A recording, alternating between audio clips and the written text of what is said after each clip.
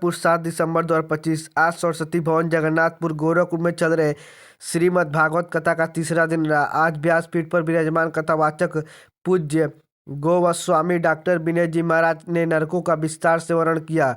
स्वामी जी ने कहा कि 28 तरह के नरक होते हैं और हर कर्म का अलग अलग यात्रा होती है। जैसे यदि प्राय स्त्री का कोई व्यक्ति गलत निगाह से देखता है तो उसे जहरीले सांप काटते हैं। इसके बाद व्यास जी ने प्रहलाद चरित्र और उसकी प्रभु प्रेम का विस्तार से वर्णन किया। स्वामी जी ने कहा कि भक्त प्रहलाद का भाग्य था कि जिस समय वह गर्भ में था पिता तपस्या करने चला गया और वह प्रसंग वश नारद जी के आश्रम में चला गया और वहां नारद जी ने उसे सुंदर सुंदर प्रभु के चरित्र और प्रभु के गुणगानों का वर्णन किया और इसी का परिणाम रहा कि राक्षसों के संग रहने के बावजूद भी प्रहलाद पर इसका कोई असर नहीं पड़ा। राक्षस की परिभाषा बताते हुए स्वामी जी ने कहा कि जो ब्राह्मण और गाय को कष्ट देता है भगवान उसे राक्षस कहते हैं। हरिकश्यप हिरण्यकश्यप इन दोनों को कष्ट देता था, इसीलिए वह बहुत ज्यादा तपस्या करने के बाद भी राक्षस जीवन में चला गया। भक्त प्रहलाद अपनी भक्ति से डिगा नहीं, इसीलिए इसे पृथ्वी के सुख के साथ साथ भगवान के धाम का भी आनंद प्राप्त हो गया।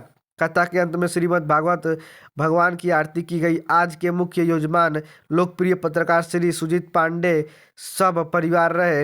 अंत में प्रसाद वितरण के साथ साथ आज की कथा को विश्राम दिया गया। कथा रोज शाम 4 बजे से 7 बजे तक चलती है। स्वामी जी ने कहा कि जिसका बहुत बड़ा भाग्य होता है वह कथा में बैठ पाता है।